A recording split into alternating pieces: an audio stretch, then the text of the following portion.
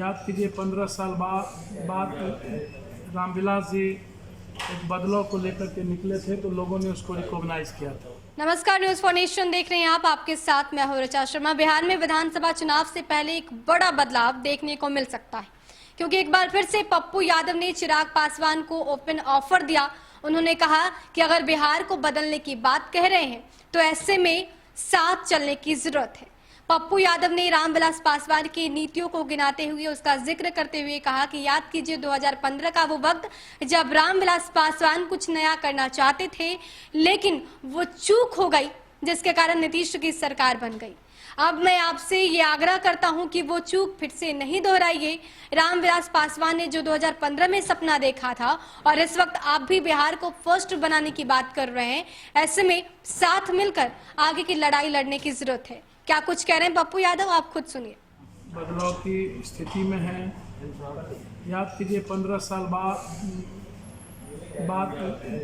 रामविलास जी एक बदलाव को लेकर के निकले थे तो लोगों ने उसको रिकॉग्नाइज किया था, जिसमें 32-35 सीट लोगों ने रामविलास जी को दिया था। ये अलग बात है कि रामविलास जी ताला चाबी लेकर के गायब हो गए तो नीतीश कुमार की किस्मत खुल गई। फिर 15 साल के बाद एक बदलाव की बात आई, और जब बदलाव लोग चाहते हैं, चेंज फॉर बिहार चाहते हैं, तो फिर आप गठबंधन किससे करने की उम्मीद रखते हैं?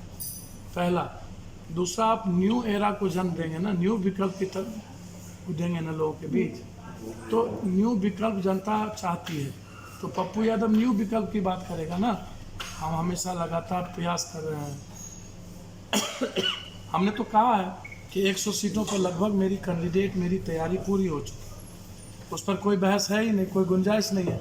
40 सीट लगभग, आप इस बात को समझ लीजिए कि जो 40 सीट है उस पर बूथ कमेटी से लेकर के 40 लाख लगभग सदस्यता पूरे बिहार में 40 सीट की सब कुछ कंप्लीट हो गई। और बिहार को हम विकल्प देंगे।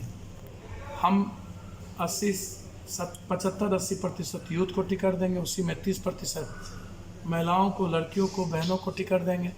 हम किसी भी कीमत पर, जिस पर जाति दंगा का केस होगा, बैकवर्ड फॉरवर्ड का केस होगा, 47-56 अपराधियों का केस होगा, उसको हमारी पार्टी टिकट नहीं देगी किसी भी कीमत पर। इसको आप समझ लीजिए। और बिहार एक बेहतर संभावनाओं की ओर है, तो वो मैं अपनी महत्वाकांक्षा मेरे लिए कोई मायने नहीं रखती। इसीलिए मैं बराबर कांग्रेस से भी कहता हूं कि आपके पास बहुत सारे लोग हैं, आप मीरा कुमार को लाइए। मैं यही सवाल चिराग जी से भी कहता हूं। चिराग जी 119 पर लड़ने की तैयारी कर रहे हैं। मैं चाहूँगा चिराग जी से कि चिराग जी 2020 बिहार की जनता पुनः एक बार रामविलास जी के 2015 की याद को ताज़ा किए। क्या 2015 वाली बात आप आज भी दोहराएंगे? मैं आग्रह करूंगा चिराग जी से कि 2020 में आएं और बिहार को मिल करके एक विकल्प